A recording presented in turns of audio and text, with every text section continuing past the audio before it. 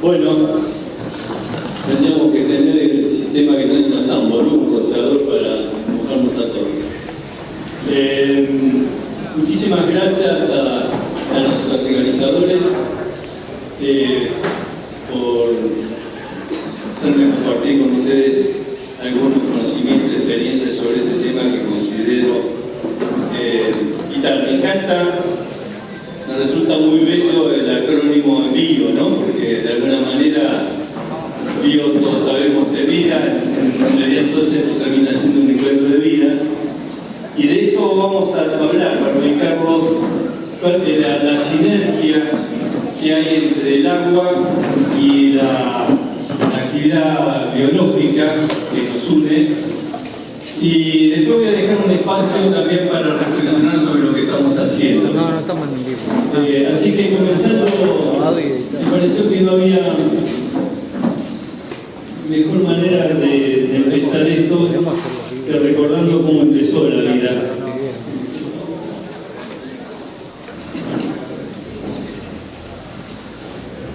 Recuerdo en una anécdota rápida, caminando por una calle en España, en esa feria de libros, me encontré con un librito que titulaba La más bella historia del mundo, escrita por pibes, Nighthofen, científicos como el Dr. Wall, apasionados por este tema. Y en uno de sus capítulos decía: llueve en el planeta, caídas del cielo, sutiles moléculas se instalan en las lagunas e inventan las primeras gotas de vida. Cuando se juntó una molécula de agua con una molécula de carbono, reaccionaron por la temperatura, etcétera, etcétera. Esto pasó hace miles de millones de años y aquí estamos. Se ordenaron, apareció en ese ordenamiento el ADN, los microorganismos, y bueno, y así fue evolucionando la vida en esos miles de millones y aquí estamos. Lo que nos está diciendo la importancia de unir la biología con el agua. Pero voy a ir más a la realidad, a nuestros sistemas productivos, y también antes del siglo XVII, siglo XVIII, se creía que las plantas venían de la tierra. Algo lo voy a resumir. Hoy podemos hacer hidroponía, podemos hacer aeroponía, que no necesitamos suelo. O sea, la planta no necesita suelo. Entonces uno se pregunta por qué le damos tanta importancia. Si descuartizamos cualquier planta de la que cultivábamos, soja, maíz, trigo o cualquier otra, vemos que prácticamente la casi totalidad está constituida por carbono, oxígeno y hidrógeno. O sea, en un 97% de carbono, hidrógeno y oxígeno. ¿De dónde viene el carbono, el hidrógeno y el oxígeno? ¿Cuáles son las fuentes? Es el agua y el aire. O sea, podríamos decir que todo lo que nosotros producimos en el campo viene del agua y del aire. No nos escuchen porque no van a meter la retención. Y tan solo un pedacito, casi un 3%, viene de la mayor parte de los macronutrientes, nitrógeno, fósforo, potasio, y el resto son los micronutrientes. Entonces se los llama micronutrientes. De nuevo decimos, sí, pero acá la planta no necesita suelo. ¿Qué necesita la planta? Básicamente necesita 4 o 5 elementos. El primero fundamental, radiación. Todos nosotros que estamos acá venimos de allá arriba. Venimos de la radiación del sol, que fuimos tomando distintas formas, distintos diseños, transformando esa energía del sol en otros tipos de energía. La primera transformación era a través de la fotosíntesis, que lo hacemos a través de las plantas. ¿Qué hace la planta? ¿Qué necesita? Radiación en el primer lugar, necesita dióxido de carbono, necesita agua y necesita nutrientes. Y una temperatura que me permita regular todos esos procesos de la fábrica.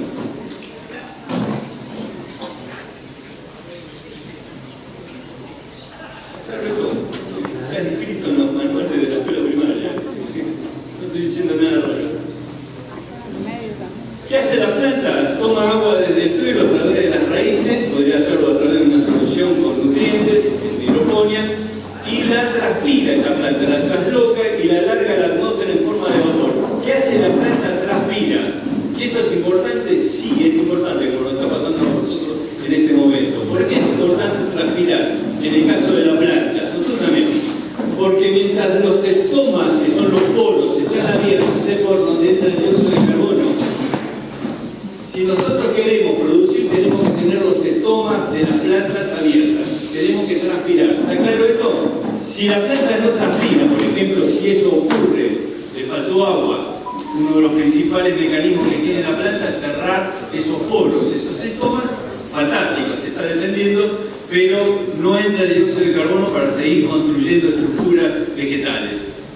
Y entonces la producción se cae, sobre todo si eso ocurre en una etapa crítica de floración llena de grano.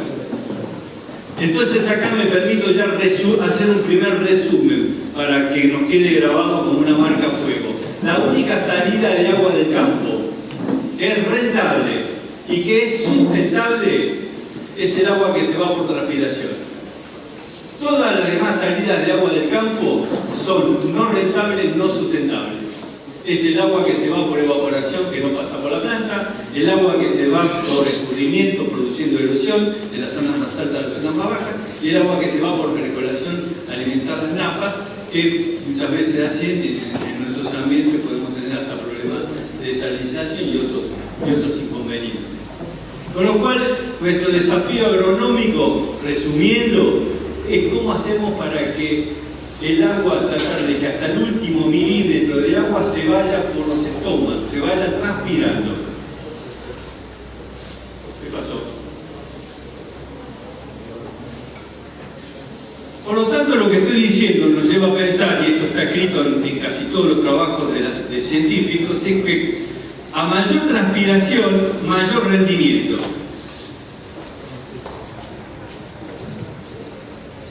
Pero no solamente es para producir esas estructuras, lo primero que hacemos es construir una estructura verde que me capta energía solar y después generar el producto que me sostiene la renta de la empresa, grano, forraje, madera, fruto, etcétera, etcétera, sino que también esa agua está alimentando todo un mundo subterráneo, un submundo para quizás que no conocemos tanto como la parte aérea, que es todo lo que es la rizosfera que hoy el doctor Wolf nos habló extenso y muy claramente, que genera toda una actividad biológica, un mundo biológico ahí que nos permite, junto con toda esa acción del agua, mejorar la captación de agua, mejorar la captación de nutrientes, mejorar los metabolismos de la planta y, en definitiva, mejorar el crecimiento y la productividad de esa planta. Pero por otro lado también me mejora la resiliencia que tienen esas plantas frente a factores, ya sea reductores, bióticos o abióticos. Esto es un resumen.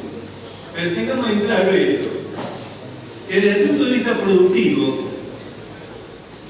un maíz, por ejemplo, por cada milímetro de agua que puede consumir durante todo su ciclo, puede producir alrededor de entre 20 y 25 kilos de grano por hectárea. Esto está demostrado. Hoy con la genética que disponemos podemos aspirar a esos rendimientos. Un sorgo, algo parecido, un poco menos, porque no fue mejorado con la misma intensidad que los maíces, pero podemos traer alrededor de 18 kilos por milímetro. Pero son metabolismos distintos a los otros cultivos, son lo que llamamos carbono 4. En cambio, la soja es otro metabolismo, no es lo mismo producir hidrato de carbono que aceite, que proteína, etc. Son otros metabolismos, la soja es una carbono 3. Por cada milímetro que produce, que consume, puede producir alrededor de 8, 9 y hasta 10 kilos de grano por hectárea, casi la mitad de una carbono 4. El caso del trigo es curioso, porque el trigo también es carbono 3, pero ha sido muy mejorado y hoy encontramos eficiencias de 15 kilos hasta 18 kilos de grano por milímetro de agua. Girasol 7, 8, etc. O sea que, ¿qué estoy diciendo? Y esto lo digo muchas veces, lo repito, el punto de partida del éxito de una empresa agropecuaria es cosechar agua. Estos números se lo están diciendo. Entonces, si uno quisiera sacar una buena cosecha, por ejemplo, quisiera sacar 10.000 kilos de maíz, seguramente a cualquiera le interesaría, 5.000 kilos de soja, no estoy exagerando, otro tanto, un poco más de trigo. Haciendo una regla de 3 veríamos que estamos necesitando alrededor de entre 500 y 600 milímetros para un cultivo de verano y un poco menos para un cultivo de invierno. Esa agua la vamos a tener que sacar del suelo, no hay otra. ¿Entienden lo que digo? ¿Cuánto sube acá? Arriba de 900 milímetros, por lo menos. Hay años que pueden tomar 700, otros años 1200. Pero en general superamos en términos de lluvia esos rendimientos que podríamos sacar. Sin embargo, los promedios no son esos. Quiere decir que no estamos haciendo un uso del agua como el que podríamos tener. Y acá les quiero mostrar esto. Muchos de los datos que les muestro productos de un trabajo de todo el equipo que formamos parte, que es el sistema Chakra, que recién convenio con INTA. Así que un reconocimiento a todos los chicos que están trabajando aquí. Acá hay un trabajo de la Chacra Quintiniano Pozo en la provincia de Córdoba el año pasado, de un análisis de esta serie de 2008 al 2023. Estos son los rendimientos que hubo en la región en función de las precipitaciones que ocurrieron en esos años. Fíjense ustedes la variabilidad de los datos. O sea, este productor, por ejemplo, este año, tuvieron entre 500 y 600 milímetros. Este productor, el maíz, sacó arriba de 10.000 kilos, pero este sacó muy poquito, 2.000 kilos, algo así. Lo mismo en el caso de soja, miren la variabilidad de rendimiento con la misma cantidad de agua. Entonces acá viene la primera pregunta: ¿por qué un productor puede estar sacando con 500 milímetros, 600 milímetros, arriba de 10.000 kilos y otros no sacan más de 4.000? En soja podría hacer la misma pregunta. ¿A qué se debe? Si nos despertamos después del rico almuerzo. ¿A qué puede deberse? Díganlo. Suelo. Fecha de siembra. Densidad. Napa, chicharrita.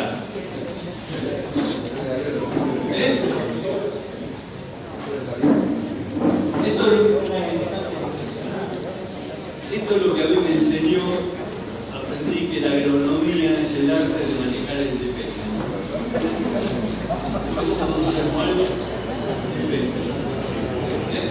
En el caso del agua es bastante complicado, pero para poder entender, pero no es tan complicado. Es más bien complejo, pero no complicado. Así que voy a tratar de transmitirle para ver cómo podemos mejorar ese aprovechamiento del agua, por dónde pasa la cosa. Y la mejor manera es de ver, analizarlo a través de los caminos del agua, como le llamo. ¿Cuál es la primera etapa de esos caminos del agua en el sistema de producción? Lo primero que tenemos que hacer, si decimos que la planta va a sacar agua de las raíces y traslocarlas a la parte aérea, la primera es capturar el agua de lluvia, estoy hablando de agua de lluvia por el momento, y meterla adentro y almacenarla. El suelo es un cuerpo, un almacén, que es capaz de almacenar agua y tenerla en reserva. Esa agua que capturé y la pude almacenar, ahí voy a tener una eficiencia de captura y de almacenaje. Ahí cabría la pregunta: che, ¿de qué depende de que toda el agua de lluvia la pueda capturar y meter adentro?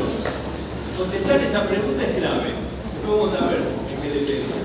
Vamos a suponer que la almaceneta tiene esa agua que estoy almacenando, es la que van a sacar las raíces y van a utilizarla en el proceso de evapotranspiración. De nuevo, todo el agua que yo pude almacenar en el suelo fue utilizada en el proceso de evapotranspiración. Seguramente que no, ahí tengo una eficiencia de utilización del agua. ¿De qué depende eso? Vamos a ver. Finalmente, esa agua que estoy evapotranspirando, dijimos que se va a transformar a través de la fotosíntesis en nuestro producto de renta y otro más que vamos a ver ahora. ¿Cuál es? Bueno, todo el agua que estamos evapotranspirando se está transformando concomitantemente en esa biomasa que necesito para sostener la empresa y mi sistema. No lo sé. ¿De qué depende?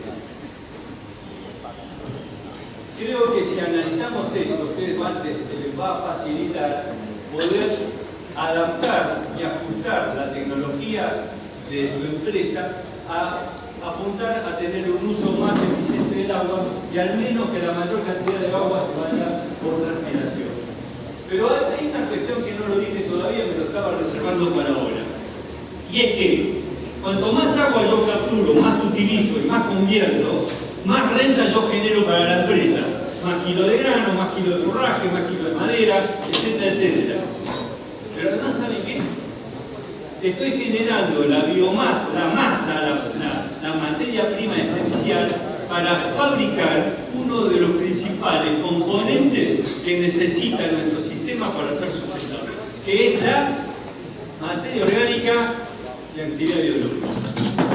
Todo lo que hoy nos habló Luis tiene que ser alimentado. ¿Con qué? Con carbono orgánico del suelo y otras cosas más. Para eso que necesito materia prima. Siempre digo esto, si ustedes al suelo le sacan el agua, le sacan la actividad biológica y el carbono, no es otra cosa que una roca meteorizada. ¿Ustedes saben cómo se formaron los suelos de donde estamos parados? Todo lo que es la región pampeana son rocas meteorizadas de la cordillera de los Andes que por el arrastre del viento cubrieron una gran fosa tectónica hace miles de millones de años y es lo que le dio fenómeno a las grandes pampas. En el caso de Entre Ríos es un poco una excepción que provino más del macizo de Brasilia, que son otro tipo de materiales que le dieron una particularidad a estos suelos. Pero si nosotros no le hubiésemos puesto agua con actividad biológica, esto no sería otra cosa que rocas meteorizadas que vinieron del oeste de la cordillera de Brasil. ¿Se entiende esto? Y por eso estamos produciendo.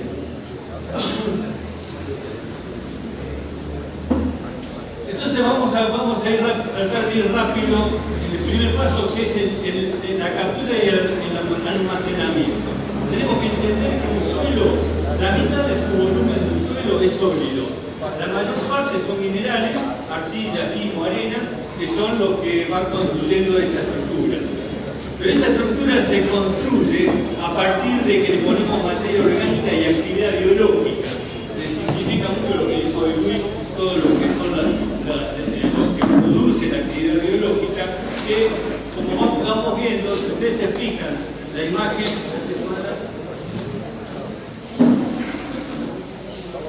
la primera foto que está allá arriba, esas son partículas vistas al microscopio sin nada. Pero a medida que nosotros le vamos agregando toda la actividad biológica, fíjense cómo se va transformando hasta lo que nosotros podemos agarrar con la mano. Y cuando uno analiza ese terror de suelo que tenemos en la mano, vemos que un 50% es la parte mineral y materia orgánica, pero el otro 50% es lo que necesitamos para que el suelo sea un reactor biológico, que son los poros. El suelo es un cuerpo poroso, y que si queremos que sea productivo, tiene que ser poro. ¿Por qué? Porque los poros es por donde van a crecer sus torneos de los micrófonos. Como soy bastante bozarrones, te me escuchan, resulta más soporte. Estaba diciendo que por esos poros es por donde va a entrar el agua y se va a almacenar, pero también es por donde van a desarrollar las raíces, es donde van a desarrollar toda la actividad biológica, es donde va a entrar el aire y con ello el oxígeno. Casi toda la actividad biológica de los suelos es aeróbica, las mismas raíces son aeróbicas. Arriba yo no necesito oxígeno, necesito dióxido de carbono, pero abajo, para que las raíces sean permeables, junto con la actividad biológica tenemos que tener oxígeno. Y el oxígeno en el agua se transmite 10.000 veces menos que en el aire, con lo cual necesito un suelo aireado. Un suelo inundado, me quedo sin aire. Y ahora vamos a ver de qué depende. Nosotros estamos en una región con una capacidad de almacenaje. Acuérdense que dijimos que necesitamos para una buena cosecha alrededor de 500, 600 milímetros para un cultivo de verano y un poco menos, 450, 500 para un cultivo de invierno. Nosotros estamos en regiones donde el agua útil, lo que queda disponible para la planta, en 1 metro de profundidad. ¿Por qué digo 1 metro? ¿Hasta dónde llegan las raíces? Porque mostramos fotos y en el campo también vimos plantas que tenían un cachito así de raíces, ¿no? De soja, de maíz, de trigo. Eso es todo el sistema radical de la planta. ¿Hasta dónde llega una raíz de soja?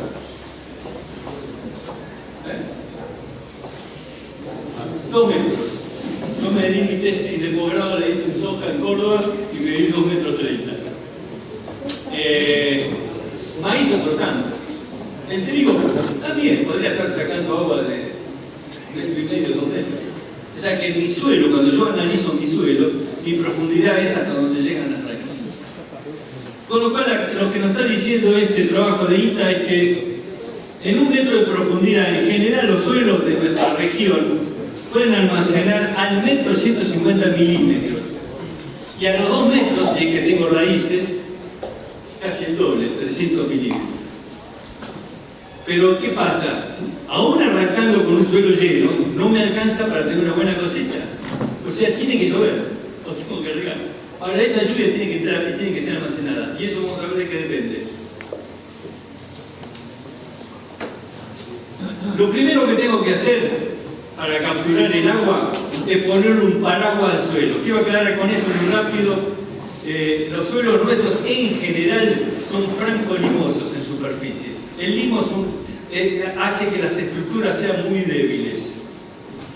En cambio, en Entre Ríos, que tenemos suelos típicos, los vertisoles, son suelos mucho más fuertes. Bueno, el ejemplo está en el alfarero. Un alfarero no se le va a ocurrir hacer macetas con limo o con arena, va a hacer macetas con arcilla. Los suelos arcillosos son muy fuertes. Entonces, cuando tienen una maceta al piso, no la pueden separar la arcilla, son pedazos grandes. En cambio, cuando tienen un suelo arenoso, cuando ustedes van a la playa y quieren hacer un castillo, tienen que mojar la arena. Cuando se secó el castillo, se derrumbó, quedó toda la arena separada. Un suelo arenoso muy débil. En el medio están los limos, que son más parecidos a las arenas que a las arcillas.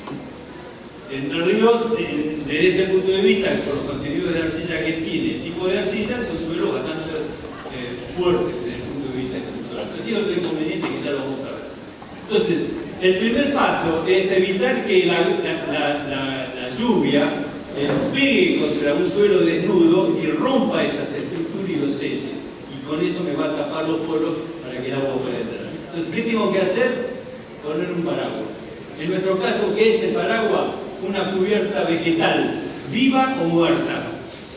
Lo que tengo que hacer es protegerlo, por 2 razones. Evito el impacto de la gota de lluvia y evito que el suelo se caliente con la radiación y el agua se evapore. Créanme que ustedes en zonas también como estas, en el periodo de barbecho, antes de sembrar los cultivos de verano, pueden estar perdiendo más de la mitad del agua que barbecharon. Tengo los datos para mostrárselos, sobre todo en el norte. Estamos perdiendo más del 50% del agua que barbechamos. Por eso que nuestras mediciones de la eficiencia de los barbechos no superan el 20%. Hay algo que no me cierra.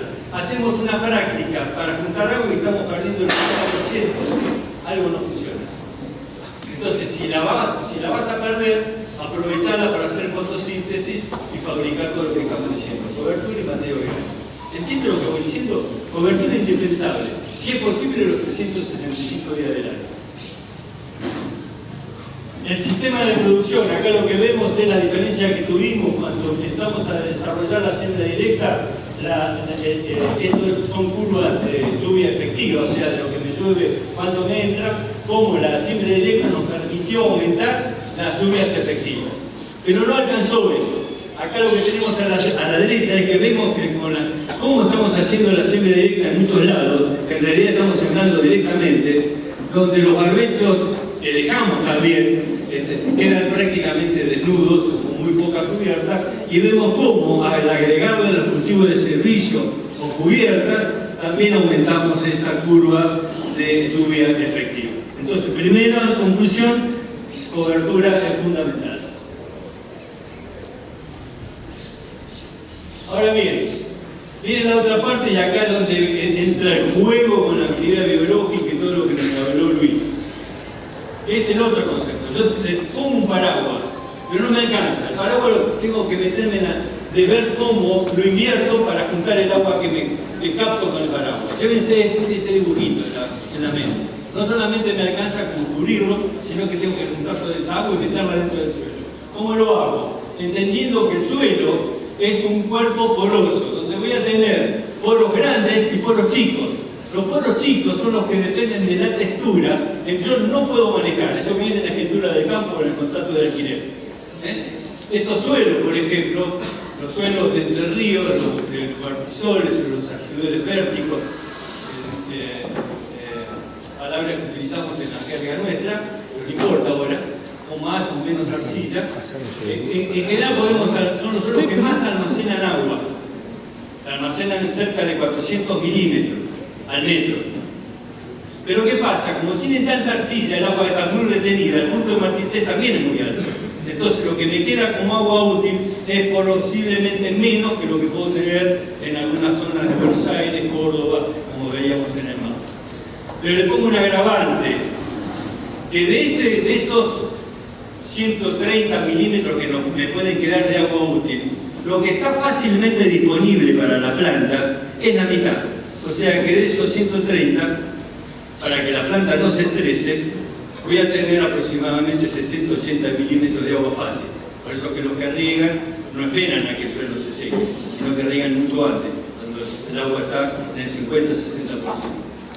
En el caso de Entre Ríos, vamos a ver que eso es bastante también más significativo por la alta retención que tiene el agua del suelo.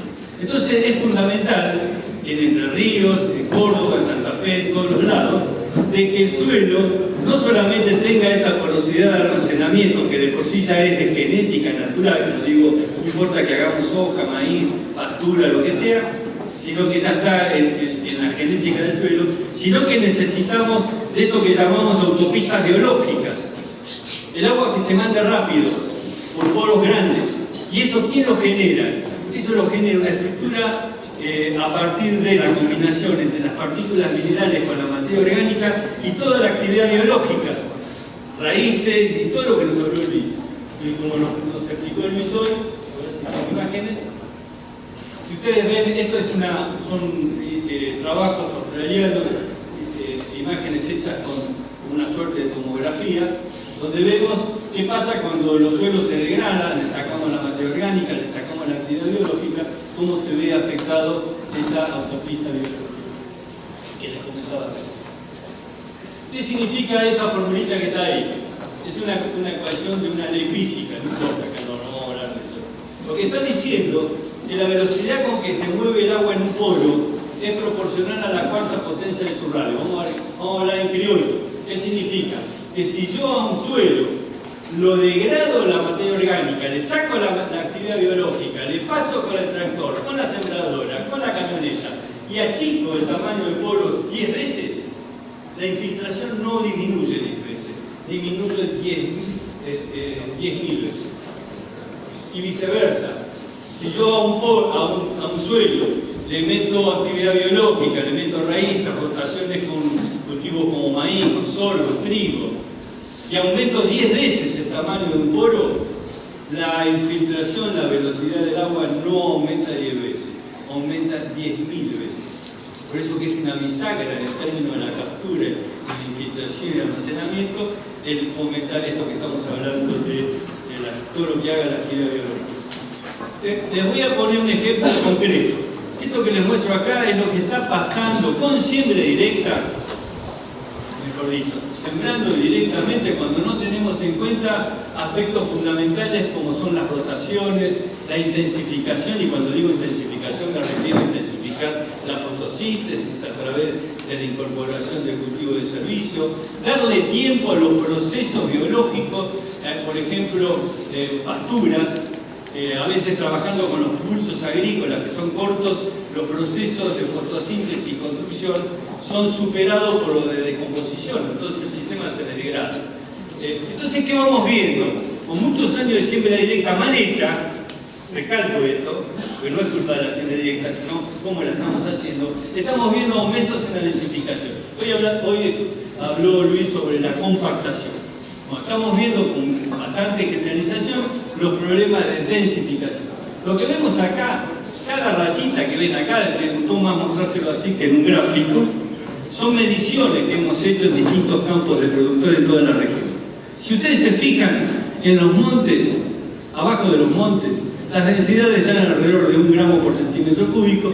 En las pasturas es muy parecido, pero fíjense en los suelos agrícolas, ya se nos escapa, se nos dispara a valores arriba de 1.3, 1.4.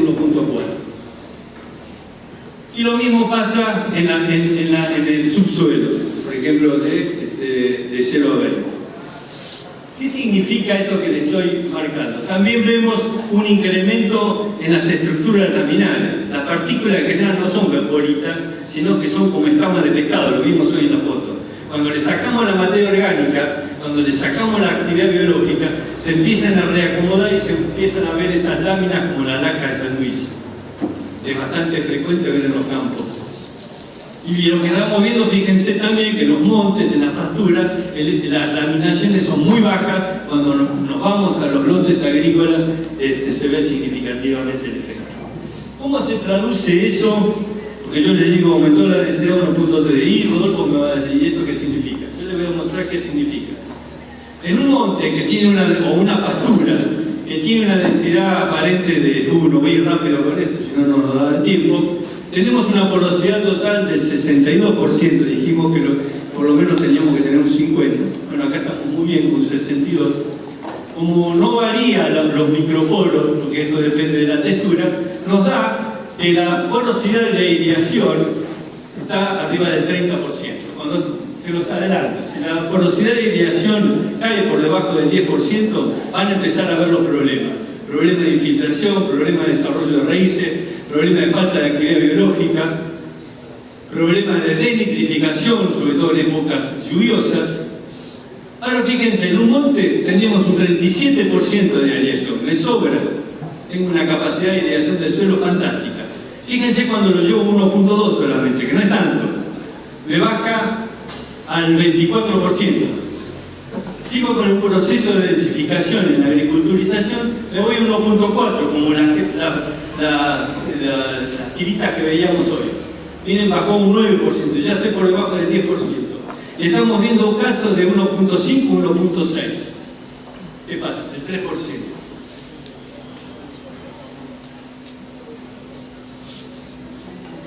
¿Por qué hice ese espacio de silencio? Porque ¿en qué se traduce esto? Estos son trabajos que estuvimos haciendo en muchas zonas del país, sobre todo en el norte. ¿Por qué digo el norte? Porque el norte tiene un ambiente, son mucho más hostiles, tenemos también suelos muy limosos, pero con menos precipitaciones, con altas temperaturas, los procesos de descomposición son muy violentos, y entonces el deterioro es mucho más acelerado que en las regiones más húmedas, más montañas. Vean ustedes en el primer gráfico la caída a través de los años de la materia orgánica, que por supuesto en los suelos arenosos cae mucho más que en los arcillosos. Esa caída de la materia orgánica se traduce en un aumento de la densificación, como vemos en este otro gráfico, y lo lamentablemente interesante de esto es que fíjense que no baja la curva, o sea que va a seguir a los años. Ahora, ¿es apocalíptico esto? Ya vamos a ver. Lo que sí le puedo asegurar es que si seguimos haciendo lo mismo, como decía Einstein, los resultados van a seguir siendo los mismos. Y entonces esos niveles de densificación no van a bajar. Aumenta la resistencia a la penetración de raíces y cae fundamentalmente la porosidad de aireación, que es la que le gobierna la tasa de infiltración. Cae abruptamente. Por eso que las lluvias efectivas terminan siendo muy poco efectivas. ¿Es apocalíptico esto? Por suerte, no. En la medida que no hagamos lo mismo. Esto es una imagen de un colega de Lista Castelar que se dedica a la micromorfología. Esto es una foto al microscopio de un suelo con labranza monocultura. Todo lo que es clarito son poros. Y esto es siembra directa y rota con rotaciones después de varios años. Fíjense, este poro, por ejemplo, es poros generados por una lombriz para que tenga una relación de tamaño. Acá tienen otro trabajo de Australia, donde ven en siembra directa, qué pasa con una monocultura, en este caso monocultura de trigo, mientras que este es un sistema de siembra directa pero con rotación. Fíjense la diferencia en la porosidad del suelo, en la estructura del suelo entre tener siembra directa con rotación a tener monocultura. Y eso pasa acá, en cualquier cultivo de lo que sea. Y esto es más visual, esto es lo que venimos logrando en una de las chacras, en este caso la chacra Pergamino, que venían haciendo las cosas muy bien, pero no conforme con ello dijeron, queremos ver qué está pasando. En una rotación típica de trigo, soja, maíz, soja, vieron, se ve esto, se ven esas laminaciones, se ven esas densificaciones, quizás no están marcadas, pero se ven.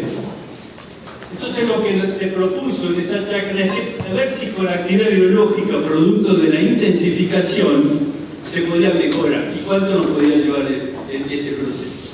Y digo proceso, eso no se logra de un año para el otro.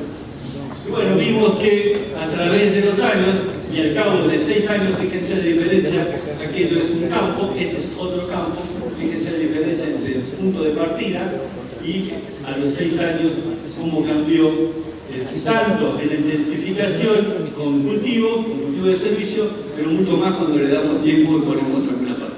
No estoy inventando nada, no estoy diciendo nada original, simplemente una pastura lo que me permite es darle tiempo a los procesos biológicos para que se expresen y que mejoren la salud del suelo. Pasamos a utilización.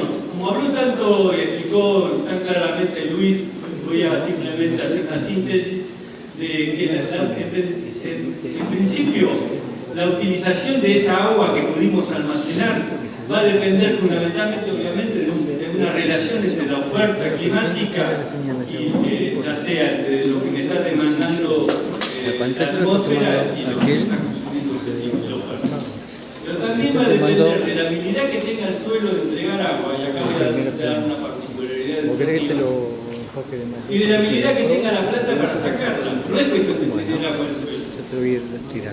No es lo mismo cómo funciona un suelo de Entre Ríos que cómo funciona un suelo de Salchallo en la provincia de Santiago del Estero, o en Justiniano Pons en Córdoba. Que va a tener mucho que ver con la intensificación fotosintética, porque van de la mano. ¿Eso lo cuando es enterado ahí? En particular, en cuanto a la habilidad que tienen los suelos de entregar agua, como dijimos recién, los suelos de Entre Ríos, que están representados en estas tres. Hay más, ¿no es cierto? Pero digamos que en general nos encontramos con los vertisoles, con los arqueodores vérticos, con los arqueodores típicos. ¿Qué pasa con los vertisoles? Almacenan mucha agua, tienen un punto de marchitez muy alto, lo cual el agua útil no es proporcional a la cantidad de agua que almacenan. Pero además tiene una particularidad, que como tienen tanta arcilla, el agua está muy retenida, entonces es difícil sacarse la arcilla. Por eso que hemos medido que en un suelo vertisol, cuando está en su máxima cantidad de agua, nos permitiría, y el sistema de raíz está completo, el suelo no me va a entregar más de 4 o 5 milímetros por día. Quiere decir que, y eso nos pasa, quiere decir que si yo estoy con un cultivo en verano que me está demandando 10 milímetros de agua, y por más que la tenga, puede sufrir estrés, porque el suelo no alcanza a satisfacer sus requerimientos. ¿Se entiende lo que digo? En cambio, en un suelo, en un alrededor típico, que tiene menos contenido de otro tipo de arcilla, menos contenido de arcilla, esto tiene que ver con la conductividad hidráulica, pero no vamos a hablar, tiene una capacidad de entrega de 12 milímetros. O sea que si el suelo está cargado y el cultivo le está pidiendo 10, ese suelo se lo da. ¿Está claro esto? Entonces esto es importante saberlo, por eso pensando bien acá el trigo proteo. ¿Por qué? Porque son suelos que tienen un bajo rango. Si los lleno con agua, se hinchan y le saco todo el aire, impermeabilizo. Por eso los problemas de erosión que hay en Entre Ríos. Y si los riego menos con el pivot, para que no dejarlo sin aire, me quedo sin agua, porque el agua está muy retenida. Por eso que el riego estratégico es entregar agua en la medida que el cultivo me lo pide día por día. Por eso que el riego por goteo anda tan bien en estos suelos vertisores, a diferencia de lo que puede ser un suelo arenoso, franco limoso y otras zonas que pueden andar muy bien el pivot, el riego por goteo, etc. Y acá acá se ve claro, esto es un trabajo que hicimos acá al lado, en Gualeguay, para ver cómo manejábamos los riegos en estos suelos. Ustedes tienen acá toda la parte roja, vertisores, alquileres vérticos, alquileres típicos. Y esto es una foto, una imagen de NDVI que me lo relaciona con el nivel de fotosíntesis de los cultivos. Fíjense la relación que hay entre el funcionamiento del suelo y la respuesta que tiene el cultivo.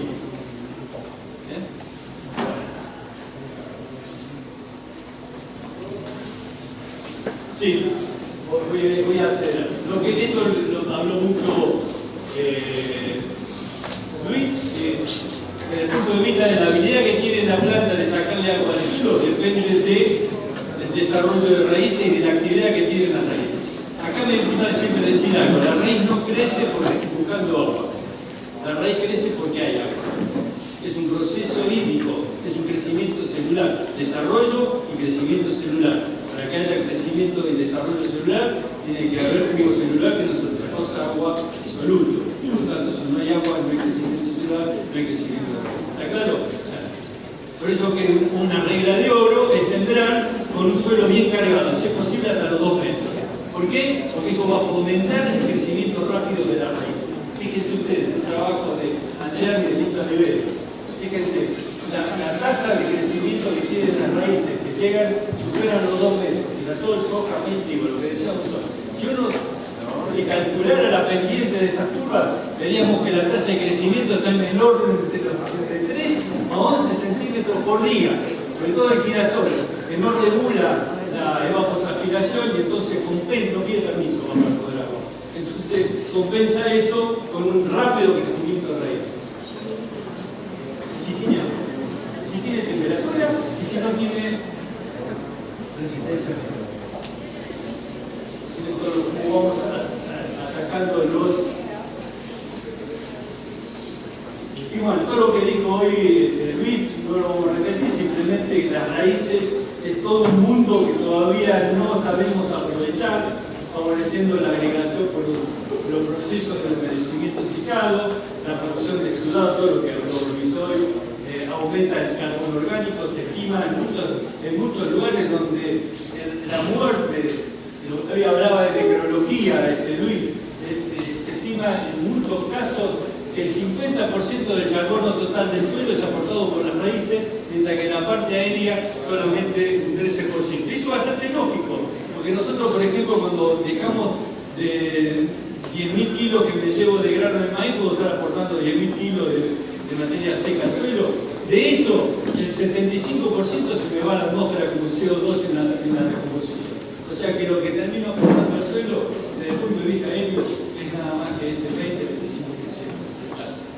Pero las raíces le agregan mucho más todos los exudados, etcétera, más toda la macroporosidad que me dejaron, la bioporosidad, agregados.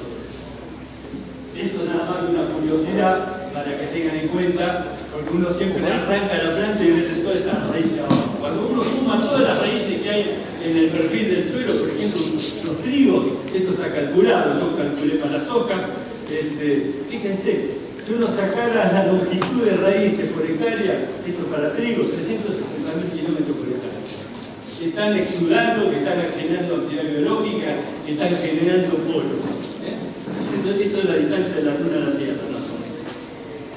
Esas cosas de las 360 no te acordás, pero la distancia de la Tierra a la Luna te vas a acordar. Eso es lo que te produce una raíz de trigo, por ejemplo. Y terminamos con la conversión. Esto es la agronomía. Es definitiva, cómo yo puedo administrar la radiación y la temperatura, el agua, los nutrientes y los factores reductores de esa plaga enfermedad. Eso es lo que necesita la planta. ¿Cómo lo hago? Y a través de la agronomía, la elección genética, la fecha de siembra, la regla facial, la nutrición. No hablo de fertilización, hablo de nutrición sistémica. Porque si no tendríamos que repetir todo lo que dijo Luis hoy. El manejo integrado de plagas y todo lo que tenga que ver con esa producción de biomasa, fotosíntesis, cobertura y biomasa. Si me permiten, para lograr esto, el punto de partida es entender el ambiente que yo manejo para ajustar estas tecnologías a cada ambiente.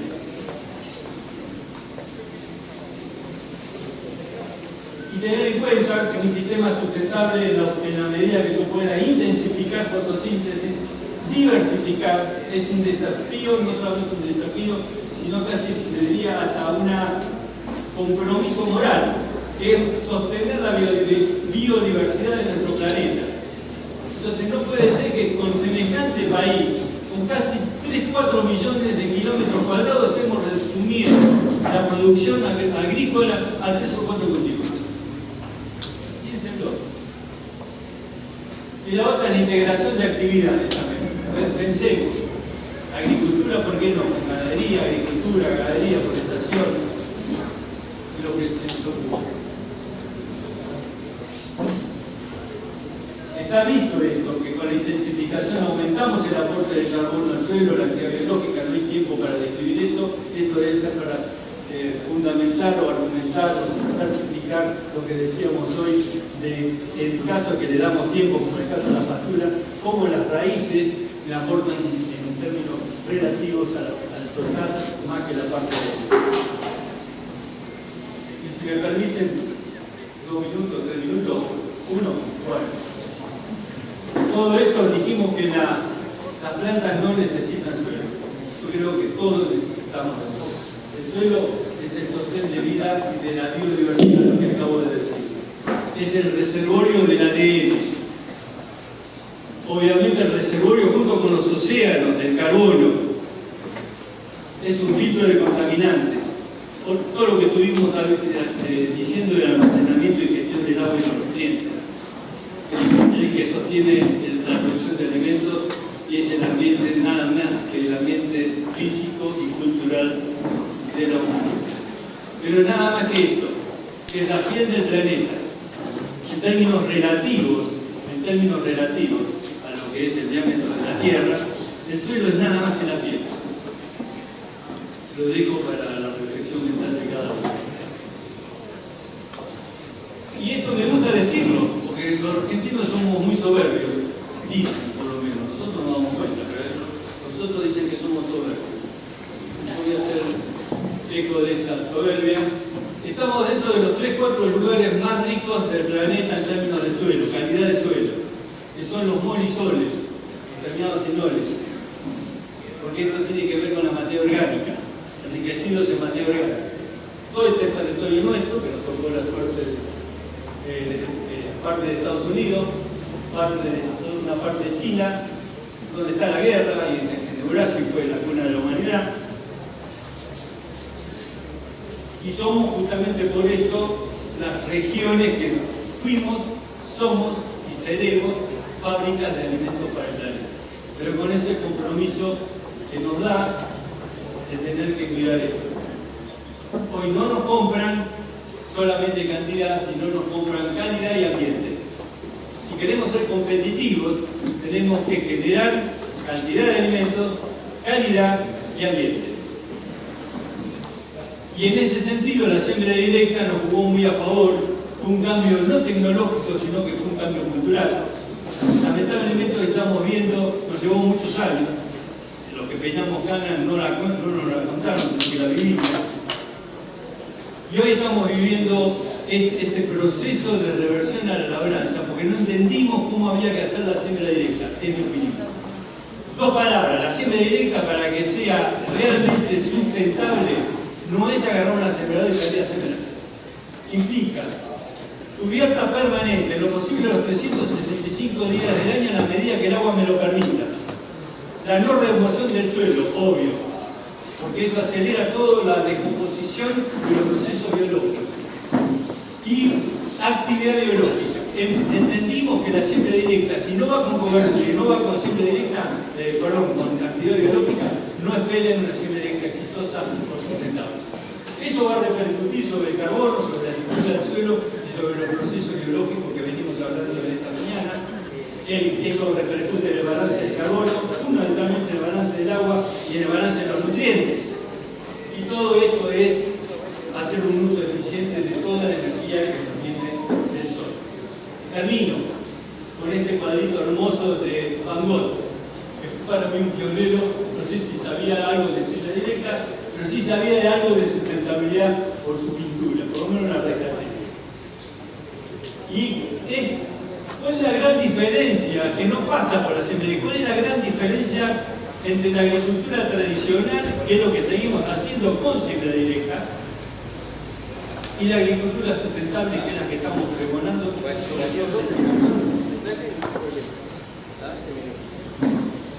La agricultura tradicional en estos últimos 10.000 años, desde que empezamos a domesticar la planta, se basó en modificar el ambiente, fundamentalmente el suelo, esta es la imagen, para que la genética que sembramos exprese su potencial genético.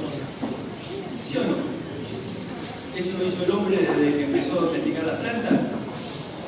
Labró el suelo para que no tuviera la planta otra cosa que expresarse ella y expresar su potencial de producción. Eso hicimos. Nos trajo mucho beneficio, revolución verde por medio, pero hoy también estamos cosechando muchos problemas. Erosión, contaminación, degradación y pérdida de productividad. ¿Qué es la agricultura? La diferencia con la agricultura sustentable es todo lo contrario. Es como nosotros vamos a adaptar la planta y la tecnología a cada ambiente en particular. En la escala que ustedes quieran, desde una región hasta un microambiente a nivel radicular. Entonces, ¿cómo nosotros adaptamos esa planta y la tecnología a cada ambiente? Para que sea el ambiente el que exprese su potencial de producción con el mínimo. El primero se basó en tecnología de insumo, es decir, receta. El segundo, que estamos buscando, es tecnología de procesos, hoy lo mencionó también Luis, y eso se basa en estrategias, cuando entendemos cómo funcionan nuestros ambientes productivos. Ya que el eslogan también del encuentro era la sustentabilidad, lo cito a este buen hombre, premio Nobel de Medicina, era muy enamorado de la naturaleza y sobre todo de los animales, se lo considera el padre del estudio del comportamiento animal. Y él decía que el hombre puede crear como agricultor y ganadero un nuevo ambiente ecológico ajustado estrictamente a sus necesidades. Y que este medio ambiente humano puede ser tan duradero y productivo como el medio ambiente natural. ¿Ustedes creen en esta reflexión de Conrad?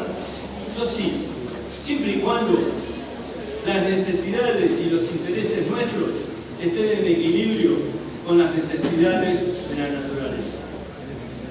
Muchísimas gracias.